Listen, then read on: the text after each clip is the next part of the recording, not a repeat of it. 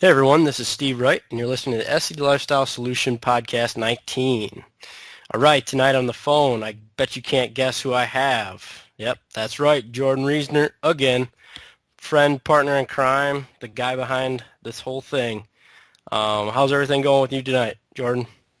Man, I'm rocking. I'm excellent. I'm ready to answer some questions. I think it's gonna be a good night. Yeah, we got a huge log of questions here that we're going to clean up. Some really great stuff we're going to cover tonight. So let's get started. The first one I'm going to field to you, Jordan. Here we go.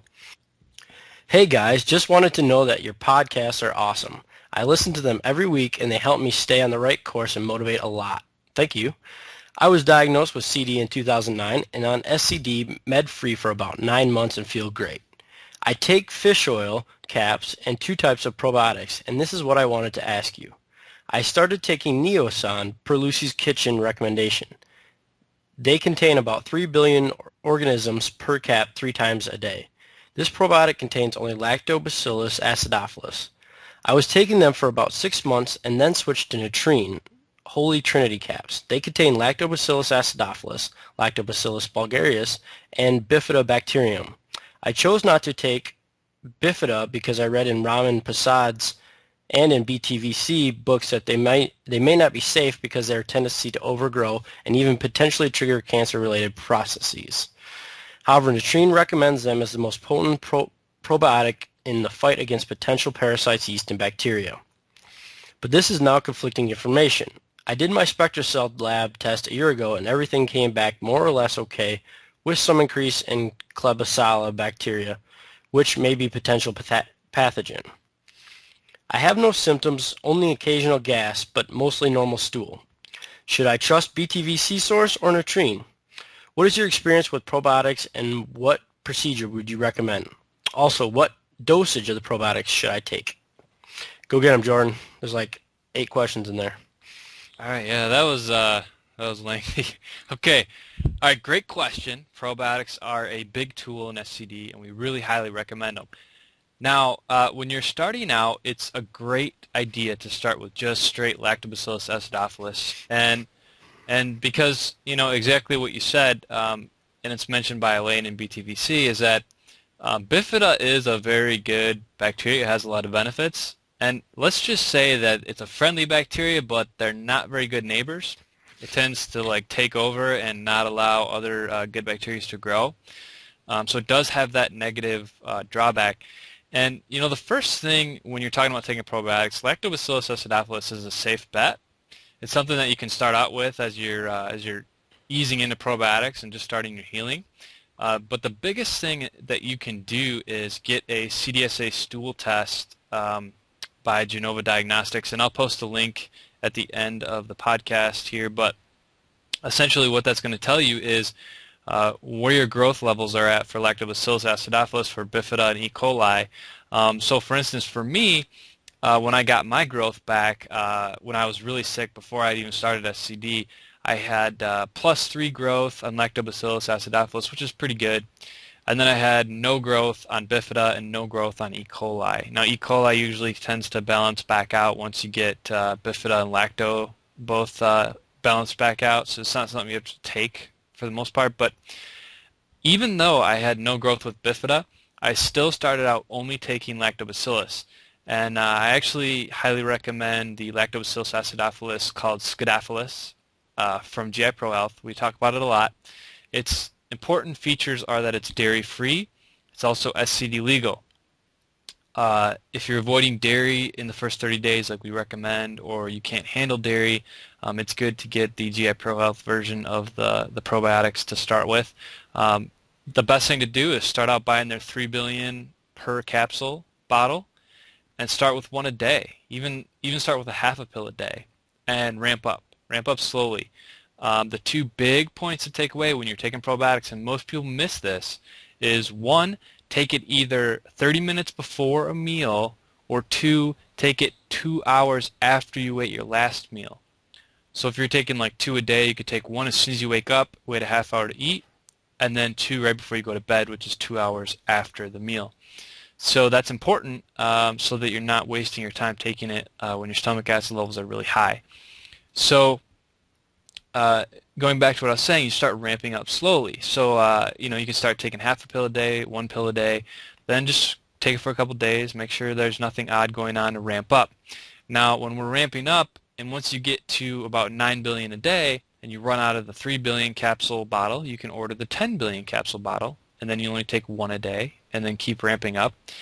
And you can get up to 20 to 30 billion without, a big issue over a couple weeks. And the reality is that we have something like 400 trillion different species or something like that, and when you're taking 30 billion, it's really a drop in the bucket, like needle in a haystack, really. So, I mean, just focus on getting better first. Focus on healing with just Lactobacillus acidophilus, and then once you feel comfortable at that level of 20 to 30 billion, I would recommend getting another CDSA done to try to see, do you need bifida? Do you not need bifida? What are you lacking? Really try to understand what's going on there.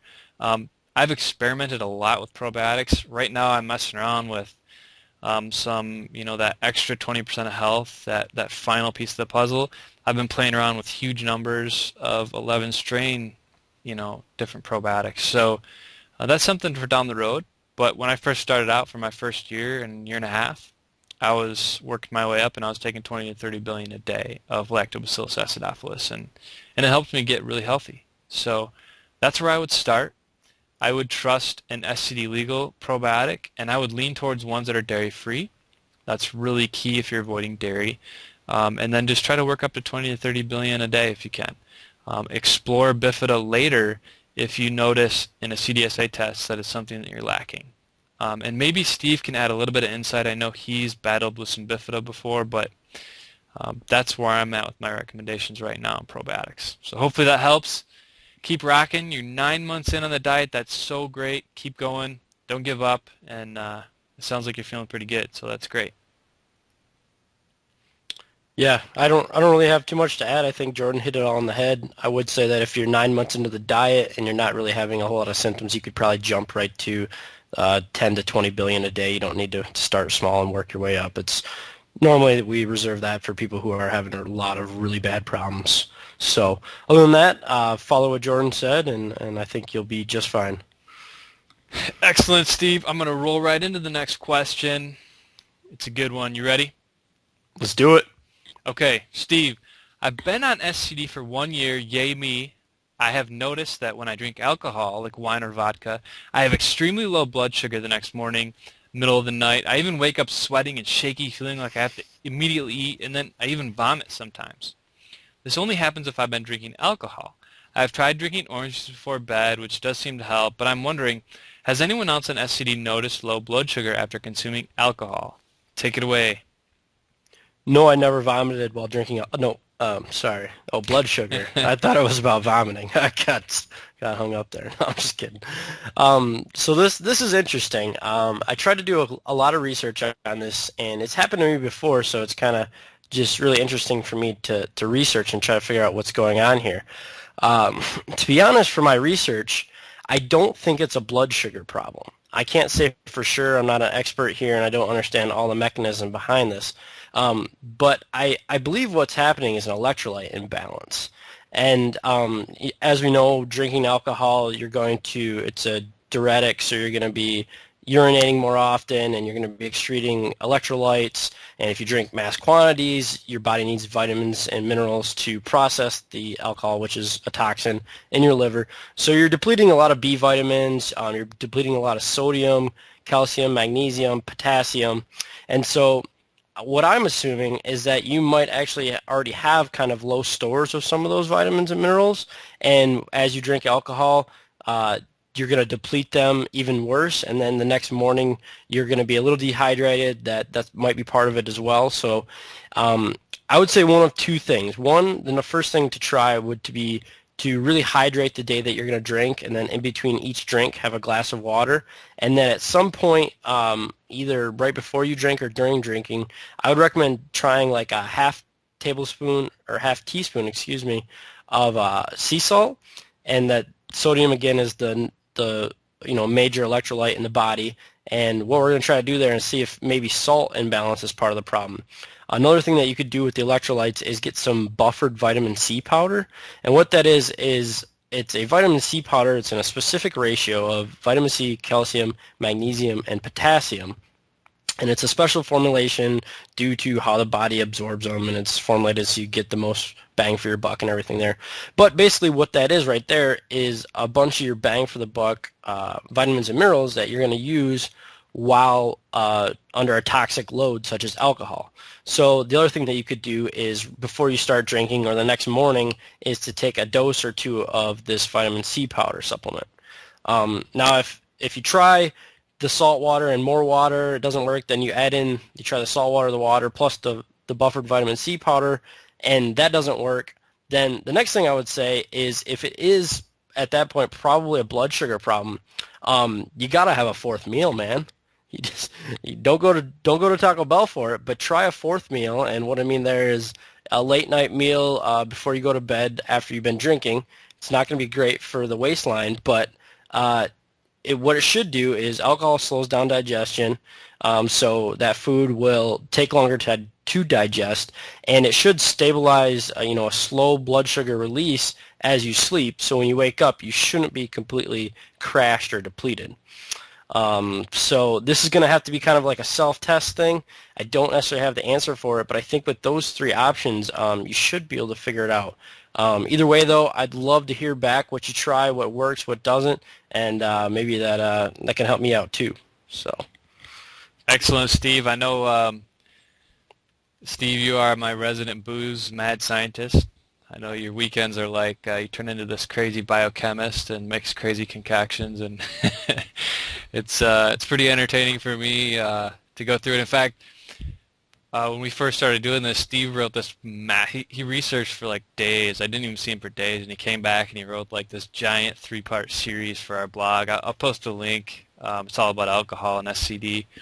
But I just started drinking after 2 years of completely not drinking a drop on SCD, and I've been experimenting with it. Steve's been my guide, and really what helped me a ton was after I was done drinking to eat a big fatty high protein meal. So like sometimes I'll just fry up some of my breakfast sausage, my turkey breakfast sausage, with like 2 to 3 tablespoons of coconut oil, and I feel great the next morning. No gas, no stomach pain, nothing.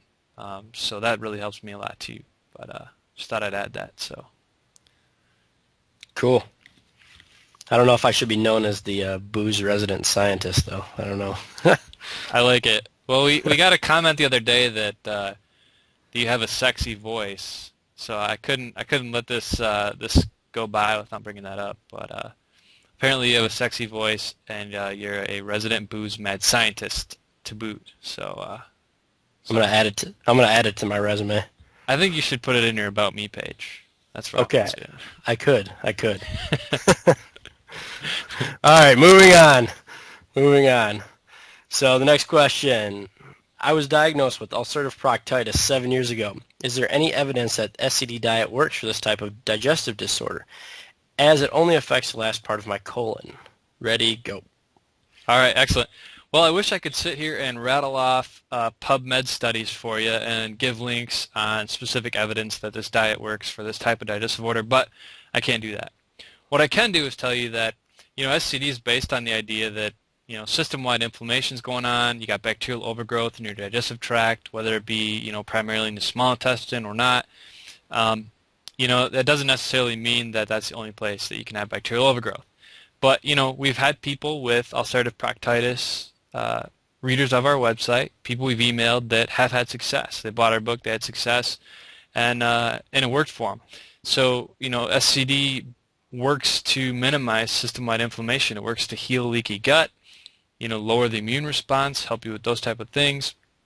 So there's no reason that ulcerative proctitis or any deviation of ulcerative colitis or Crohn's wouldn't be benefit from a reduction in system-wide inflammation. So that's where I'm at with that. I think that all I can tell you is give it a try for 30 days and let us know how it goes. Agreed. All right, excellent. I'm going to roll into the next one. Ready? Yep. All right, hi. I have UC for 3 months and proctitis for 15 months. I started SCD 1 month ago, and now I'm in remission. Great work there. Do I Yeah. have any limit in eating sweet fruits like pear, mango, and also any limitation in eating raisins or dates? So remission after a month, that's freaking awesome. Uh, Hopefully you're following our guide. If not, let us know what the secret is. But this is a great question, and I think it's something that everyone should definitely pay attention to, and that's kind of talking about eating. Uh, to me, the biggest part of this is eating the raisins and the dates, the dried fruits. The sweet fruits like pear and mango, there should be no real limit on that, only a quantity limit. You should feel free to treat those just like any other fruit and try them and see if your body reacts. But with any food, whether it be like spinach or pork or pear, there is a quantity limit. You can't just be eating pears all day. You're going to get sick. So with those two, I don't take issue at all. On the raisins and dates, though, you got to be really careful because what you're dealing with here is a dried fruit. So obviously dried fruit, but what people don't realize is that fruit is made up a majority of water, and in its dried form, the water's gone, and that water is really helpful in digestion, and it also helps, create a more fuller feeling for you, and makes you usually eat less. So you probably eat less grapes than you would total raisins if you went one for one. It's just too easy to eat a whole handful of raisins and throw them down, and I don't know if you've ever looked at it, but usually raisins come in a serving size that's 1/3 of a cup, which 1/3 of a cup is really, really small. That's like the size of your palm. So most people normally just don't eat that many raisins. Maybe dates are different. I'm not really sure. I don't have that much experience because I try to really limit my dried fruits just because it's so easy to overeat and because there really are just, at that point, they're concentrated sugars. We remove the water, and so the only thing that's left is really concentrated sugar.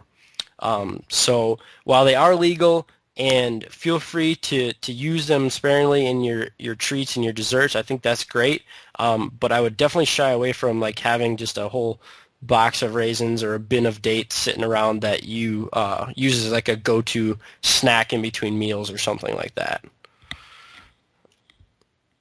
So I don't know if Jordan, if you have anything to add on that, but that's kind of my take. I have ate a whole box of raisins before at once, and I can tell you it's not pretty. Oh man, awesome. Let's roll. All right, man. So I'm gonna put a ball on the tee right now, and I hope you hit it out of the park. But this one's right up your alley.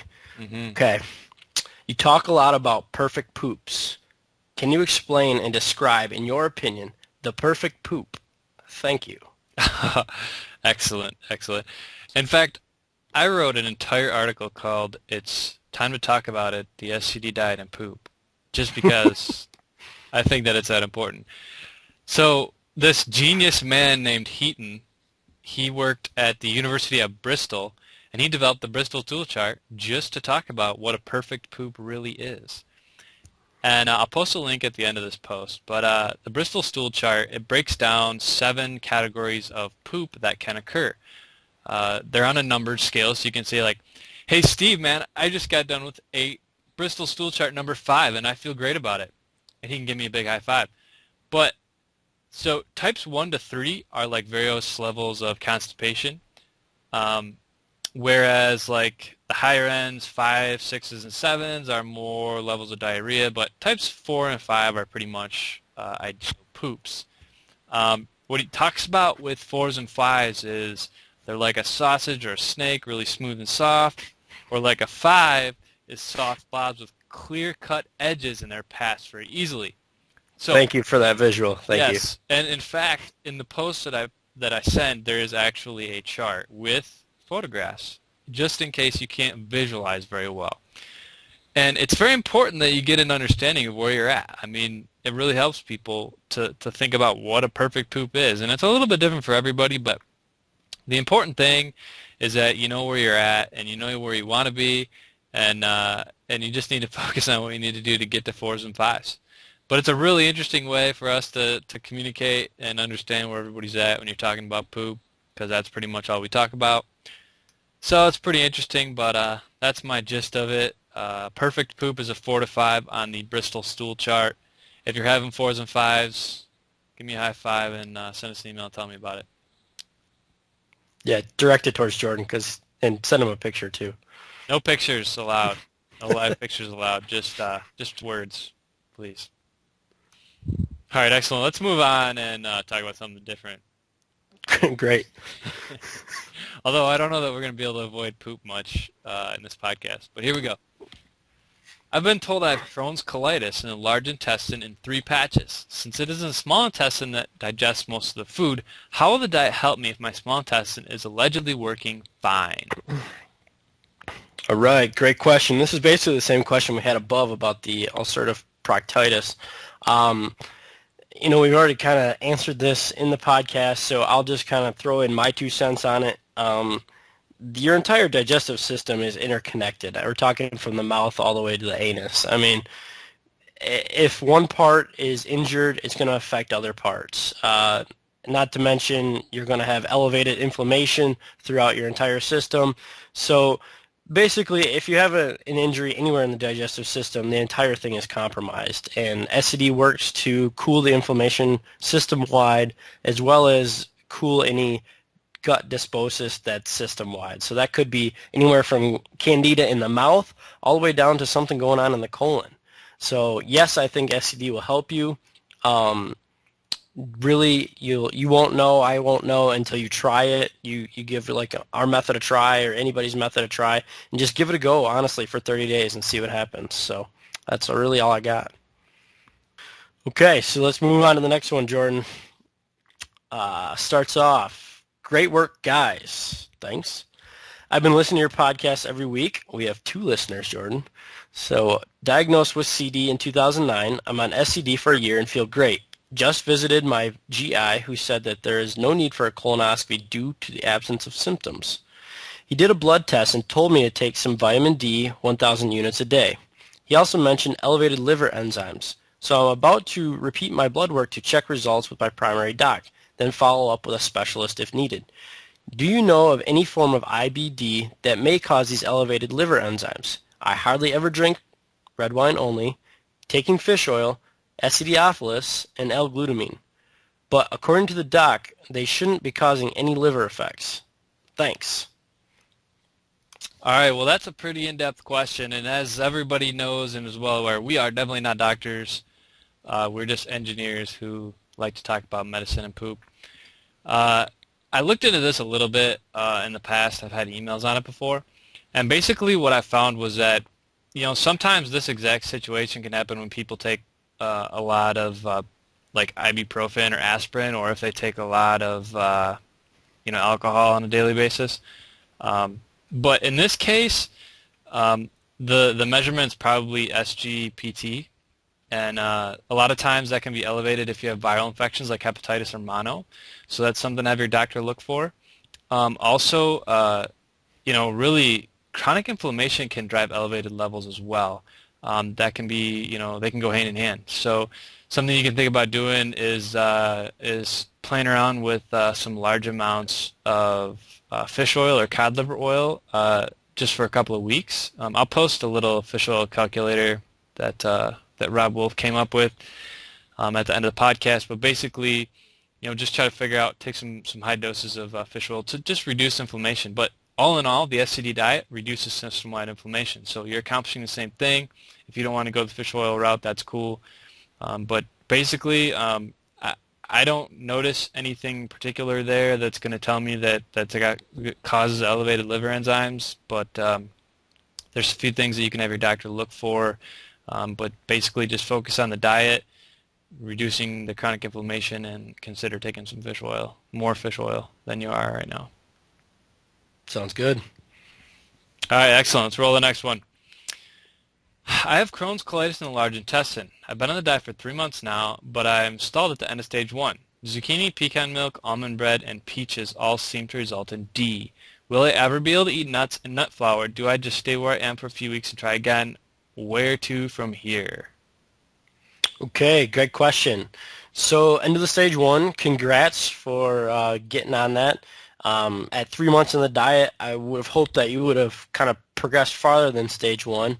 And I think kind of what's probably causing you not to get farther is the fact that you're focused on nuts, including pecan milk, almond almond flour bread, and any other nut products out there, butters included. Just block them out of your mind. They're not needed for the diet, and while they may taste great, if they're giving you D, that's a good indication that you need to do some more healing. Now, normally what I tell people is don't even think about trying them until the second and or third month, depending on where you're coming from as far as how much healing you have to do. So what I would encourage you to do is just say, okay, I'm not going to try anything with nuts in it for 2 months from now. Stay with the stage 1 foods that are doing well for you, and then start adding vegetables and fruits from stage 2, and then work on to stage 3. And somewhere probably in the middle of stage 3 will be, I would say, 2 months from now, and then you can pick up and try the nuts again, and just try them very small amounts.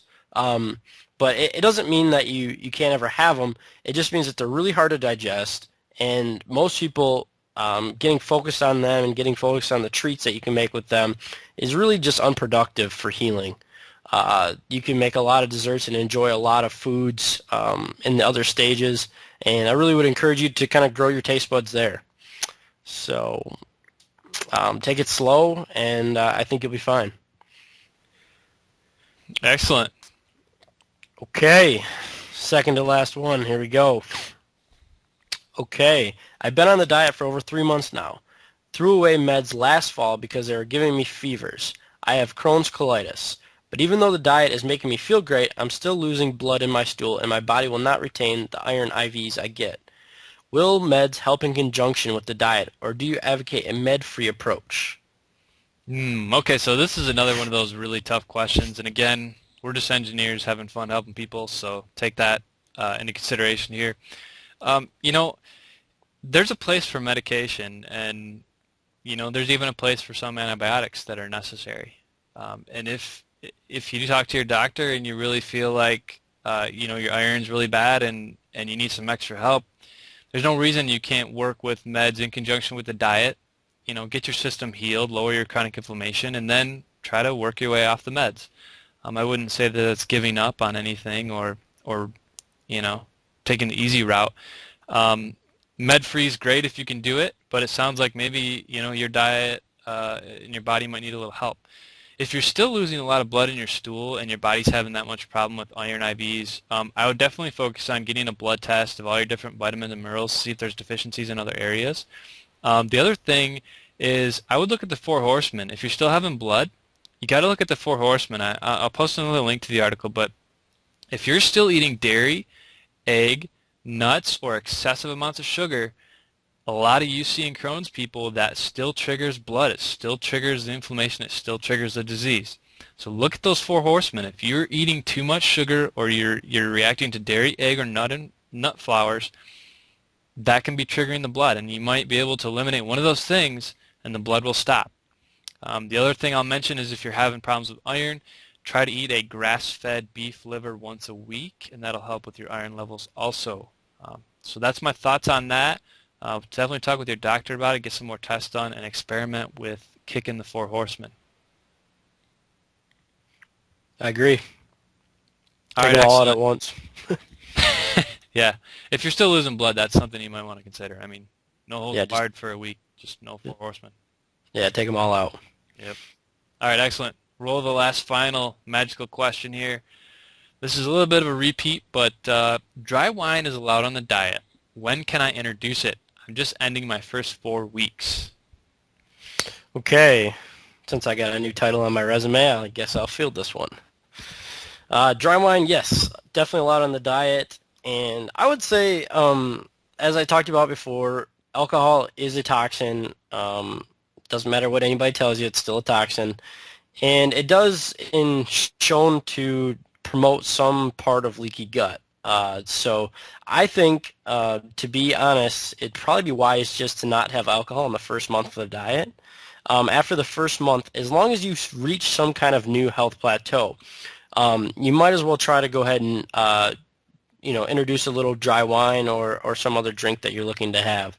But I think the total key there is not necessarily the time, but are you seeing results from the diet? Because if you're like say the person before you who is still seeing blood and those kinds of things, I would say definitely no alcohol at this time.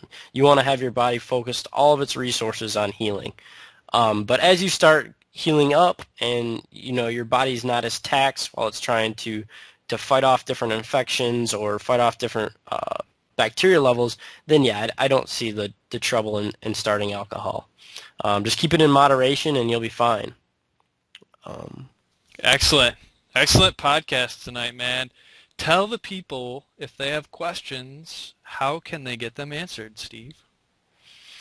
Okay, so since I am the new resident biochemist, alcohol connoisseur guy, I wrote a guide, or I helped wrote a guide with Jordan called the Hacks Guide. And what that is different tips and tricks for the SCD lifestyle. It's a 40-page guide, and 7 of those pages are dedicated to bars, restaurants, and cooking with your family.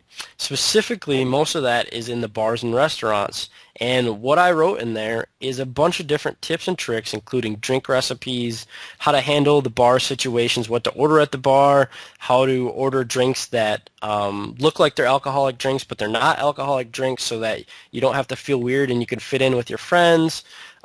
Just all kinds of cool stuff like that. So that's in our Hacks Guide, and I really created that based on my experience just going out and fitting in with the rest of society, and I hope that a lot of other people will take advantage of that guide. And also inside there, obviously there's 33 other pages that include tips and tricks for traveling, including, cross-country flights or driving flight or just driving to different trips, as well as tons of kitchen tips for saving time and money and those kinds of things. So I think that's a great addition to our book. Our book will focus mostly on getting you healed, but the Hacks Guide is definitely where you're going to save time, money, and have a little more fun. So, Steve, that's all part of the SCD Lifestyle Solution package, right? That comes with the book. Yeah, that's part of our 3-book package that you get. So you get the Hacks Guide, which is tips and tricks to make your life fun and easy. Then you get the FAQ guide for how to just handle troubleshooting and those types of things. And then you obviously have our complete book on how to do the diet. So total package. Where do you find that, man? Glad you asked. If you go to the upper right corner of our blog right now, you can click on the ad up there, the Buy Now button, the green button there, and it'll take you over to the page www.scdlifestylebook.com, where you can pick up your personal book package. All right, and one more question. If I have more questions that I would like to get answered on these awesome podcasts, how would I go about submitting them to both of us? There will be a link at the bottom of this post that says put your questions in here. And what it is a link to SurveyMonkey. And all you do is go there. You just enter in your question. Hopefully you throw in a couple sentences of background on what you're dealing with. You can put your name. You don't have to put your name. It's really cool, easy, and we'd love to field all of your questions related to booze, poops, and whatever else you're wondering about. Excellent. Thank you. Let's wrap this baby up, man. All right, great. So this has been Steve Wright and Jordan Reasoner, and you've listened to the SCD Lifestyle Solution Podcast 19. Thanks, everyone.